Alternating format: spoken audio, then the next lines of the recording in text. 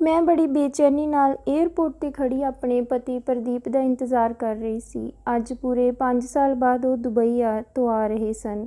ਮੈਂ ਆਪਣੇ ਪਤੀ ਨੂੰ ਦੇਖਣ ਲਈ ਬੇਤਾਬ ਸੀ। ਕੁਝ ਦੇਰ ਬਾਅਦ ਉਹ ਬਾਹਰ ਆਏ। ਉਹਨਾਂ ਨਾਲ ਇੱਕ ਔਰਤ ਦੇਖ ਕੇ ਮੈਂ ਹੈਰਾਨ ਹੋ ਗਈ, ਜੋ ਪ੍ਰਦੀਪ ਨਾਲ ਹੱਸ-ਹੱਸ ਕੇ ਗੱਲਾਂ ਕਰ ਰਹੀ ਸੀ। ਮੈਂ ਛੇਤੀ ਨਾਲ ਪ੍ਰਦੀਪ ਕੋਲ ਪਹੁੰਚ ਗਈ, ਉਸ ਦੇ ਗਲੇ ਮਿਲੀ। ਪ੍ਰਦੀਪ ਨੇ ਮੈਨੂੰ ਹਲਕਾ ਜਿਹਾ ਗਲੇ ਲਗਾ ਕੇ ਪਿੱਛੇ ਕਰ ਦਿੱਤਾ ਅਤੇ ਉਸ ਔਰਤ ਨਾਲ ਮੇਰੀ ਪਛਾਣ ਕਰਵਾਉਣ ਲੱਗੇ ਕਿ ਇਹ ਕਵਿਤਾ ਹੈ, ਜਿਸ ਕੋਲ ਮੈਂ ਦੁਬਈ ਵਿੱਚ ਕੰਮ ਕਰਦਾ ਹਾਂ। ਇਹ ਸੁਣ ਕੇ ਮੈਂ ਉਸ ਵੱਲ ਹੱਥ ਵਧਾਇਆ, ਪਰ ਉਸਨੇ ਮੈਨੂੰ ਸਿਰ ਤੋਂ ਪੈਰਾਂ ਤੱਕ ਦੇਖਣ ਤੋਂ ਬਾਅਦ ਸਿਰਫ ਹੈਲੋ ਹੀ ਕਿਹਾ। ਮੇਰਾ ਹੱਥ ਹਵਾ ਵਿੱਚ ਹੀ ਰਹਿ ਗਿਆ। ਮੈਨੂੰ ਉਸ ਦਾ ਇਹ ਰਵੱਈਆ ਚੰਗਾ ਤਾਂ ਨਹੀਂ ਲੱਗਿਆ, ਪਰ ਉਹ ਪ੍ਰਦੀਪ ਦੀ ਬੌਸ ਸੀ, ਇਸ ਲਈ ਮੈਂ ਚੁੱਪ ਕਰਕੇ ਰਹਿ ਗਈ। ਘਰ ਆ ਕੇ ਮੈਂ ਉਸ ਔਰਤ ਨੂੰ ਗੈਸਟ ਰੂਮ ਵਿੱਚ ਇੰਤਜ਼ਾਰ ਕਰਨ ਲਈ ਕਿਹਾ ਤਾਂ ਉਹ ਮੈਨੂੰ ਵੀ ਪ੍ਰਦੀਪ ਨਾਲ ਗੱਲ ਕਰਨ ਦਾ ਮੌਕਾ ਮਿਲ ਸਕੇ, ਕਿਉਂਕਿ ਜਦੋਂ ਦਾ ਪ੍ਰਦੀਪ ਆਇਆ ਸੀ ਉਹ ਉਸ ਦੇ ਨਾਲ ਹੀ ਚਿਪਕੀ ਹੋਈ ਸੀ। ਮੇਰਾ ਮੂਡ ਖਰਾਬ ਹੋ ਗਿਆ ਸੀ, ਪਰ ਮੇਰੇ ਹੋਸ਼ ਤਾਂ ਉਦੋਂ ਉੱਡ ਗਏ ਜਦੋਂ ਉਸਨੇ ਕਿਹਾ, ਚਲੋ ਪ੍ਰਦੀਪ, ਨੀਂਦ ਆ ਰਹੀ ਹੈ। ਇਹ ਸੁਣ ਕੇ ਪ੍ਰਦੀਪ ਦਾ ਚਿਹਰਾ ਫਿੱਕਾ ਪੈ ਗਿਆ। ਉਸਨੇ ਕਵਿਤਾ ਨੂੰ ਕਿਹਾ, ਤੂੰ ਚੱਲ, ਮੈਂ ਆਉਂਦਾ ਹਾਂ। ਮੇਰੀਆਂ ਤਾਂ ਅੱਖਾਂ ਫਟੀਆਂ ਰਹਿ ਗਈਆਂ ਜਦੋਂ ਉਸ ਔਰਤ ਨੇ ਪ੍ਰਦੀਪ ਦੀਆਂ ਗੱਲਾਂ 'ਤੇ ਹੱਥ ਫੇਰਿਆ ਤੇ ਕਮਰੇ ਵਿੱਚ ਚਲੀ ਗਈ। ਇਹ ਮੇਰੇ ਬਰਦਾਸ਼ਤ ਤੋਂ ਬਾਹਰ ਦੀ ਗੱਲ ਸੀ। ਪ੍ਰਦੀਪ ਵੀ ਮੈਥੋਂ ਨਜ਼ਰਾਂ ਚੁਰਾਉਣ ਲੱਗਿਆ। ਫਿਰ ਪ੍ਰਦੀਪ ਮੇਰੇ ਕੋਲ ਆਇਆ ਤੇ ਕਹਿਣ ਲੱਗਿਆ, ਜਿਹੜੇ ਸਮਾਨ ਦੀ ਲਿਸਟ ਤੂੰ ਭੇਜੀ ਸੀ ਉਹ ਸਾਰੇ ਕਵਿਤਾ ਦੇ ਪੈਸਿਆਂ ਨਾਲ ਖਰੀਦਿਆ ਹੈ। ਇਹ ਐਸ਼ੋ ਆਰਾਮ ਵੀ ਕਵਿਤਾ ਦੇ ਅਹਿਸਾਨ ਹੀ ਹਨ, ਇਸ ਲਈ ਮੈਨੂੰ ਕੁਝ ਕੀਮਤ ਤਾਂ ਚੁਕਾਉਣੀ ਪਵੇਗੀ। ਪ੍ਰਦੀਪ ਨੇ ਸਾਹਮਣੇ ਰੱਖੇ ਅਟੈਚੀ ਵੱਲ ਇਸ਼ਾਰਾ ਕੀਤਾ ਤੇ ਕਿਹਾ ਕਿ ਕੋਈ ਵੀ ਚੀਜ਼ ਘੱਟ ਨਹੀਂ ਹੈ। ਫਿਰ ਉਹ ਕਵਿਤਾ ਦੇ ਕਮਰੇ ਵਿੱਚ ਚਲਿਆ ਗਿਆ। ਮੈਂ ਬੇਬਸ ਹੋ ਕੇ ਬੈਠੀ ਸੀ। ਮੈਨੂੰ ਯਾਦ ਆਉਣ ਲੱਗਿਆ ਜਦੋਂ ਮੇਰਾ ਵਿਆਹ ਪ੍ਰਦੀਪ ਨਾਲ ਹੋਇਆ ਸੀ। ਉਸ ਦੇ ਇੱਕ ਕਮਰੇ ਦੇ ਘਰ ਵਿੱਚ ਮੇਰਾ ਫਰਨੀਚਰ ਹੀ ਮਸਾਂ ਪੂਰਾ ਆਇਆ ਸੀ। ਕਮਰੇ 'ਚ ਲੱਗਿਆ ਪੱਖਾ ਵੀ ਚੰਗੀ ਤਰ੍ਹਾਂ ਹਵਾ ਨਹੀਂ ਦੇ ਰਿਹਾ ਸੀ। ਮੈਂ ਬੁਰੇ ਹਾਲ 'ਚ ਬੈਠੀ ਸੀ। ਜਦੋਂ ਪ੍ਰਦੀਪ ਕਮਰੇ ਵਿੱਚ ਆਇਆ ਸੀ ਤਾਂ ਮੈਂ ਸ਼ਰਮਾਉਣ ਦੀ ਬਜਾਏ ਸ਼ਿਕਾਇਤਾਂ ਦਾ ਢੇਰ ਲੈ ਕੇ ਬੈਠ ਗਈ। ਮੈਨੂੰ ਤਾਂ ਪ੍ਰਦੀਪ ਦਾ ਕਮਰਾ ਦੇਖ ਕੇ ਰੋਣਾ ਆ ਗਿਆ। ਆਪਣੇ ਪਸੰਦ ਦੇ ਵਿਆਹ 'ਤੇ ਮੈਨੂੰ ਕੁਝ ਘੰਟਿਆਂ ਵਿੱਚ ਹੀ ਅਫਸੋਸ ਹੋਣ ਲੱਗਿਆ ਸੀ। ਜਿਵੇਂ ਜਿਵੇਂ ਸਮਾਂ ਗੁਜ਼ਰਦਾ ਗਿਆ, ਮੇਰੀਆਂ ਸ਼ਿਕਾਇਤਾਂ ਸ਼ਿਕਵੇ ਵੀ ਵਧਣ ਲੱਗੇ। ਰਸੋਈ ਵੀ ਬਹੁਤ ਛੋਟੀ ਸੀ। ਮੇਰਾ ਤਾਂ ਖਾਣਾ ਬਣਾਉਂਦੇ ਦਮ ਘੁੱਟਦਾ। ਮੈਂ ਇਹ ਸਭ ਬਰਦਾਸ਼ਤ ਨਹੀਂ ਕਰ ਸਕਦੀ ਸੀ। ਇੰਨੀ ਗਰਮੀ, ਤੰਗੀ। ਪ੍ਰਦੀਪ ਮੇਰੇ ਲਈ ਓਵਰਟਾਈਮ ਵੀ ਕਰਨ ਲੱਗਿਆ ਸੀ, ਪਰ ਇਸ ਨਾਲ ਵੀ ਉਹ ਕੂਲਰ ਹੀ ਖਰੀਦ ਸਕਦਾ ਸੀ, ਏਸੀ ਨਹੀਂ। ਮੈਂ ਉਸਨੂੰ ਕਿਹਾ, ਮੈਨੂੰ ਏਸੀ ਹੀ ਚਾਹੀਦਾ ਹੈ। ਪ੍ਰਦੀਪ ਨੇ ਮੈਨੂੰ ਵਿਆਹ ਤੋਂ ਪਹਿਲਾਂ ਆਪਣੇ ਘਰ ਦੇ ਹਾਲਾਤ ਬਾਰੇ ਸਭ ਦੱਸ ਦਿੱਤਾ ਸੀ ਕਿ ਮੈਂ ਤੈਨੂੰ ਤੇਰੇ ਪਿਤਾ ਦੇ ਘਰ ਵਾਂਗ ਐਸ਼ੋ ਆਰਾਮ ਨਹੀਂ ਦੇ ਸਕਦਾ, ਪਰ ਮੈਂ ਤਾਂ ਉਸਦੇ ਪਿਆਰ ਵਿੱਚ ਪਾਗਲ ਸੀ। ਕਿਹਾ ਕਿ ਮੈਂ ਸਭ ਮੈਨੇਜ ਕਰ ਲਵਾਂਗੀ। ਮੇਰੇ ਪਾਪਾ ਨੇ ਵੀ ਮੈਨੂੰ ਬਹੁਤ ਸਮਝਾਇਆ, ਪਰ ਮੈਂ ਜਿੱਦ 'ਤੇ ਅੜੀ ਰਹੀ। ਮੈਂ ਸਭ ਨੂੰ ਠੁਕਰਾ ਕੇ ਪ੍ਰਦੀਪ ਨਾਲ ਵਿਆਹ ਕਰਵਾ ਲਿਆ। ਪਰ ਹੁਣ ਮੈਨੂੰ ਇਸ ਪਿਆਰ ਤੋਂ ਉਲਝਣ ਹੋਣ ਲੱਗੀ ਸੀ। ਮੈਂ 1 ਮਹੀਨਾ ਬੜੀ ਮੁਸ਼ਕਿਲ ਨਾਲ ਕੱਢਿਆ। ਪ੍ਰਦੀਪ ਮੇਰੇ ਲਈ ਕੂਲਰ ਲੈ ਆਇਆ, ਪਰ ਮੈਂ ਤਾਂ ਏਸੀ ਦੇ ਇੰਤਜ਼ਾਰ ਵਿੱਚ ਸੀ। ਪਰ ਮੇਰੇ ਹੋਸ਼ ਉਸ ਸਮੇਂ ਉੱਡ ਗਏ ਜਦੋਂ ਮੈਂ ਅਗਲੇ ਮਹੀਨੇ ਪ੍ਰੈਗਨੈਂਟ ਹੋ ਗਈ। ਮੇਰਾ ਤਾਂ ਰੋ ਰੋ ਕੇ ਬੁਰਾ ਹਾਲ ਸੀ। ਜੇ ਮੈਂ ਬੱਚਾ ਪੈਦਾ ਕਰਦੀ ਤਾਂ ਸਾਰਾ ਖਰਚਾ ਤਾਂ ਬੱਚੇ ਦੀਆਂ ਜ਼ਰੂਰਤਾਂ 'ਤੇ ਹੋ ਜਾਇਆ ਕਰੇਗਾ, ਜੋ ਮੈਨੂੰ ਮਨਜ਼ੂਰ ਨਹੀਂ ਸੀ। ਮੈਂ ਪ੍ਰਦੀਪ ਨੂੰ ਕਿਹਾ, ਮੈਨੂੰ ਬੱਚਾ ਨਹੀਂ ਚਾਹੀਦਾ। ਉਹ ਹੈਰਾਨ ਹੁੰਦੇ ਹੋਏ ਕਹਿਣ ਲੱਗਿਆ, ਇਸ ਦਾ ਕੀ ਮਤਲਬ ਹੈ? ਮੈਂ ਕਿਹਾ, ਮੈਂ ਅਬੋਰਸ਼ਨ ਕਰਵਾਉਣਾ ਹੈ। ਪ੍ਰਦੀਪ ਨੇ ਪਹਿਲੀ ਵਾਰ ਮੇਰੇ ਨਾਲ ਗੁੱਸੇ ਵਿੱਚ ਗੱਲ ਕੀਤੀ। ਮੈਂ ਤੈਨੂੰ ਹਰਗਿਜ਼ ਇਸ ਦੀ ਇਜਾਜ਼ਤ ਨਹੀਂ ਦੇਵਾਂਗਾ। ਹਰ ਬੱਚਾ ਆਪਣੇ ਨਸੀਬ ਲੈ ਕੇ ਦੁਨੀਆ ਵਿੱਚ ਆਉਂਦਾ ਹੈ। ਮੈਂ ਮੁਸਕਰਾ ਕੇ ਉਸਨੂੰ ਕਿਹਾ, ਮੈਂ ਇਜਾਜ਼ਤ ਮੰਗੀ ਕਦੋਂ ਹੈ? ਮੈਂ ਕੱਲ੍ਹ ਹੀ ਇਸ ਤੋਂ ਆਪਣੀ ਜਾਨ ਛੁਡਾ ਕੇ ਆਉਂਦੀ ਹਾਂ। ਮੈਂ ਕਿਹਾ, ਇੱਕ ਏਸੀ ਲੈ ਨਹੀਂ ਸਕਦੇ, ਬੱਚੇ ਦਾ ਖਰਚਾ ਕਿਵੇਂ ਉਠਾਓਗੇ? ਪਹਿਲਾਂ ਆਪਣੀ ਹੈਸੀਅਤ ਬੱਚੇ ਪਾਲਣ ਦੀ ਕਰ। ਪ੍ਰਦੀਪ ਹੈਰਾਨ ਹੁੰਦੇ ਹੋਏ ਕਹਿਣ ਲੱਗਿਆ, ਮੈਂ ਆਪਣੀ ਹੈਸੀਅਤ ਤੈਨੂੰ ਪਹਿਲਾਂ ਹੀ ਦੱਸ ਦਿੱਤੀ ਸੀ। ਮੈਂ ਕਿਹਾ, ਹਾਂ, ਮੇਰੀ ਹੀ ਅਕਲ 'ਤੇ ਪਿਆਰ ਦਾ ਪਰਦਾ ਪਿਆ ਹੋਇਆ ਸੀ। ਮੈਂ ਇਸ ਤਰ੍ਹਾਂ ਬੱਚੇ ਨਹੀਂ ਪਾਲ ਸਕਦੀ। ਹੋਰ ਮਿਹਨਤ ਕਰੋ, ਪੈਸੇ ਕਮਾਓ, ਵਧੀਆ ਘਰ ਜਿਸ ਵਿੱਚ ਹਰ ਸਹੂਲੀਅਤ ਹੋਵੇ, ਫਿਰ ਬੱਚੇ ਦੀ ਡਿਮਾਂਡ ਕਰਨਾ। ਉਹ ਕਹਿਣ ਲੱਗਿਆ, ਮੈਂ ਓਵਰਟਾਈਮ ਤਾਂ ਕਰ ਰਿਹਾ ਹਾਂ, ਹੋਰ ਕੀ ਹੁਣ ਮੈਂ ਪੈਸੇ ਛਾਪਣ ਦੀ ਮਸ਼ੀਨ ਬਣ ਜਾਵਾਂ?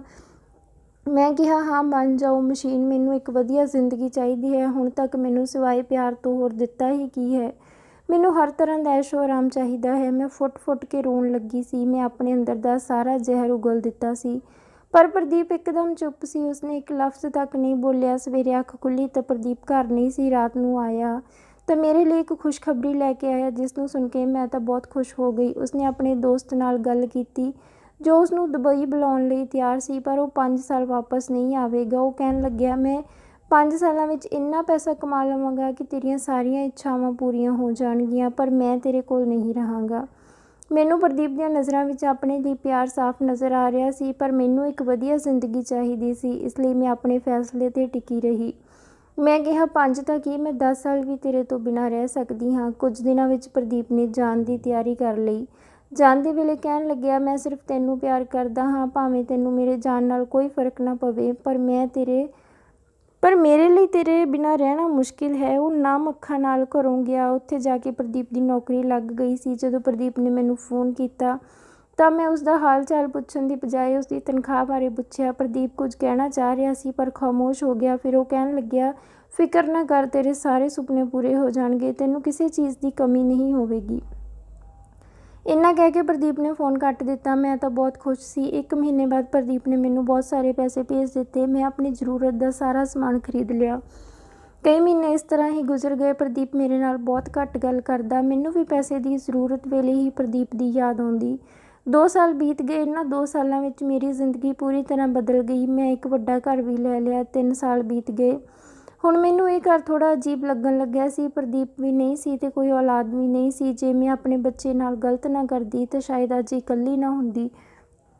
ਪ੍ਰਦੀਪ ਮੇਰੇ ਨਾਲ ਬਹੁਤ ਘੱਟ ਗੱਲ ਕਰਦਾ। ਮੈਂ ਉਸਨੂੰ ਪੁੱਛਿਆ ਕਿ ਕਦੋਂ ਮਿਲਣ ਆਉਣਾ ਹੈ ਤਾਂ ਉਹ ਕਹਿ ਦਿੰਦਾ ਕਿ ਜੇ ਮੈਂ ਇੱਥੇ ਆ ਗਿਆ ਤਾਂ ਬੜਾ ਨੁਕਸਾਨ ਹੋ ਜਾਵੇਗਾ। ਹੁਣ ਮੈਨੂੰ ਘਰ ਖਾਣ ਨੂੰ ਆਉਂਦਾ। ਮੇਰੀਆਂ ਬਹੁਤ ਮਿੰਨਤਾਂ ਤੋਂ ਬਾਅਦ ਪ੍ਰਦੀਪ ਵਾਪਸ ਆਉਣ ਲਈ ਤਿਆਰ ਹੋ ਗਿਆ ਅਤੇ 5 ਸਾਲ ਬਾਅਦ ਵਾਪਸ ਆ ਗਿਆ ਸੀ। ਮੇਰਾ ਪਤੀ ਅਤੇ ਕਵਿਤਾ ਕਮਰੇ ਵਿੱਚ ਬੰਦ ਸਨ।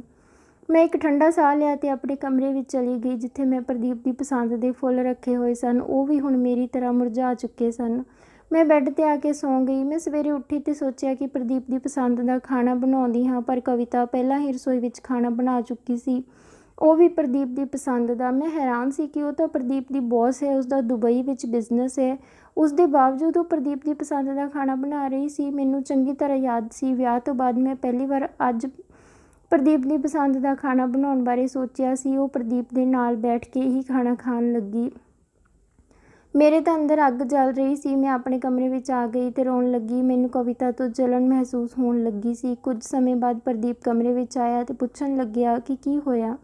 ਤਾਂ ਮੈਨੂੰ ਦੇਖ ਕੇ ਉਹ ਸਮਝ ਚੁੱਕਿਆ ਸੀ। ਕਹਿਣ ਲੱਗਿਆ, ਉਹ ਮੇਰੀ ਬੌਸ ਹੈ, ਮੈਨੂੰ ਉਸਦੀ ਹਰ ਗੱਲ ਮੰਨਣੀ ਪੈਂਦੀ ਹੈ। ਬਦਲੇ ਵਿੱਚ ਉਹ ਮੈਨੂੰ ਲੱਖਾਂ ਰੁਪਏ ਅਤੇ ਮਹਿੰਗੇ ਤੋਹਫੇ ਦਿੰਦੀ ਹੈ, ਜਿਸ ਕਰਕੇ ਤੈਨੂੰ ਉਹ ਐਸ਼ੋ ਆਰਾਮ ਦੀ ਜ਼ਿੰਦਗੀ ਮਿਲੀ ਹੈ। ਮੈਂ ਕਿਹਾ, ਮੈਂ ਤੁਹਾਡੇ ਨਾਲ ਢੇਰ ਸਾਰੀਆਂ ਗੱਲਾਂ ਕਰਨੀਆਂ ਹਨ, ਇਸ ਲਈ ਅੱਜ ਰਾਤ ਤੁਸੀਂ ਮੇਰੇ ਕਮਰੇ ਵਿੱਚ ਸੌਂ ਜਾਣਾ। ਸਾਰਾ ਦਿਨ ਪ੍ਰਦੀਪ ਅਤੇ ਕਵਿਤਾ ਬਾਹਰ ਘੁੰਮਦੇ ਰਹੇ। ਵਾਪਸੀ 'ਤੇ ਕਵਿਤਾ ਮੇਰੇ ਲਈ ਇੱਕ ਸੋਨੇ ਦਾ ਬਹੁਤ ਮਹਿੰਗਾ ਹਾਰ ਲੈ ਕੇ ਆਈ, ਜਿਸ ਨੂੰ ਦੇਖ ਕੇ ਮੇਰੀਆਂ ਅੱਖਾਂ ਚਮਕ ਗਈਆਂ। ਮੈਂ ਹਾਰ ਨੂੰ ਪਾ ਕੇ ਦੇਖਣ ਲੱਗੀ ਪਰ ਪ੍ਰਦੀਪ ਹਲਕਾ ਮੁਸਕਰਾ ਕੇ ਉੱਥੋਂ ਉੱਠ ਗਿਆ। ਮੈਨੂੰ ਆਪਣੇ ਇਸ ਲਾਲਚੀਪਨ 'ਤੇ ਗੁੱਸਾ ਆਇਆ। ਮੈਂ ਸਮਾਨ ਅਲਮਾਰੀ ਵਿੱਚ ਰੱਖ ਕੇ ਵਾਪਸ ਆਈ ਤਾਂ ਪ੍ਰਦੀਪ ਕਵਿਤਾ ਨਾਲ ਕਮਰੇ ਵਿੱਚ ਜਾ ਚੁੱਕਿਆ ਸੀ।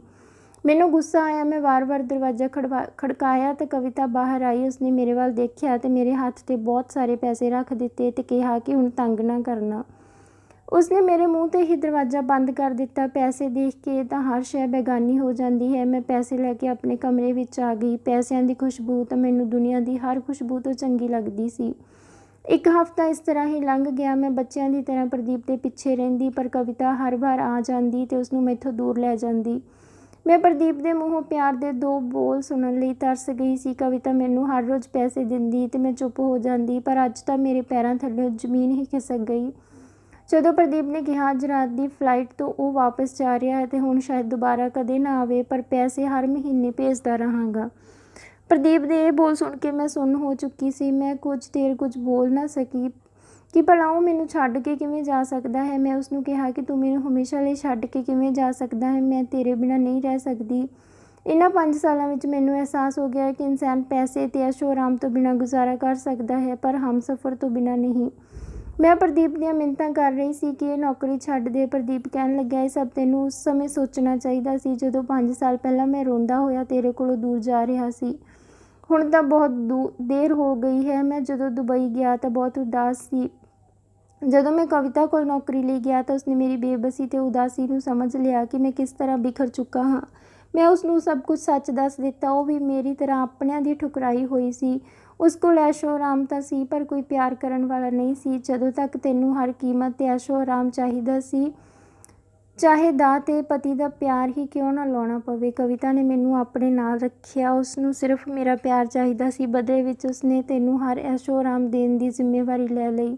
ਸੌਦਾ ਤਾਂ ਹੋ ਗਿਆ, ਤੂੰ ਮੈਨੂੰ ਗਵਾ ਕੇ ਸਭ ਹਾਸਿਲ ਕਰ ਲਿਆ। ਪ੍ਰਦੀਪ ਦੀਆਂ ਅੱਖਾਂ ਵਿੱਚ ਹੰਝੂ ਸਨ, ਪਰ ਬੁੱਲ੍ਹਾਂ 'ਤੇ ਮੁਸਕਰਾਹਟ ਸੀ। ਮੈਂ ਕੁਝ ਬੋਲਣਾ ਚਾਹੁੰਦੀ ਸੀ, ਪਰ ਸਮਝ ਨਹੀਂ ਆ ਰਿਹਾ ਸੀ।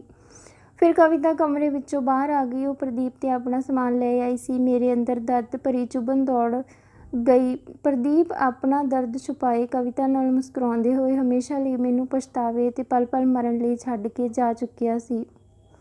ਮੈਂ ਐਸ਼ੋ ਆਰਾਮ ਪਾਉਣ ਵਾਸਤੇ ਆਪਣੇ ਪਤੀ ਦਾ ਬੇਸ਼ਕੀਮਤੀ ਪਿਆਰ ਗਵਾ ਲਿਆ ਸੀ। ਮੈਂ ਅੰਤ ਵਿੱਚ ਇਹੀ ਕਹਿਣਾ ਚਾਹਾਂਗੀ ਕਿ ਪੈਸਾ ਐਸ਼ੋ ਆਰਾਮ ਵੀ ਤਾਂ ਹੀ ਚੰਗਾ ਲੱਗਦਾ ਹੈ ਜੇ ਕੋਈ ਜ਼ਿੰਦਗੀ ਵਿੱਚ ਪਿਆਰ ਕਰਨ ਵਾਲਾ ਹੋਵੇ। ਕਦੇ ਵੀ ਪੈਸੇ ਖਾਤਰ ਕਿਸੇ ਦਾ ਪਿਆਰ ਅਣਦੇਖਾ ਨਾ ਕਰੋ। ਸਬਰ ਰੱਖੀਏ ਤਾਂ ਸਭ ਠੀਕ ਹੋ ਜਾਂਦਾ ਹੈ। ਹੁਣ ਮੈਂ ਵੀ ਪਛਤਾ ਰਹੀ ਹਾਂ ਕਿ ਕਾਸ਼ ਕਿਤੇ ਮੈਂ ਪ੍ਰਦੀਪ ਦੇ ਪਿਆਰ ਨੂੰ। ਤਾਂ ਦੋਸਤੋ, ਇਹ ਸੀ ਅੱਜ ਦੀ ਕਹਾਣੀ। ਉਮੀਦ ਕਰਦੇ ਹਾਂ ਤੁਹਾਨੂੰ ਪਸੰਦ ਆਈ ਹੋਵੇਗੀ।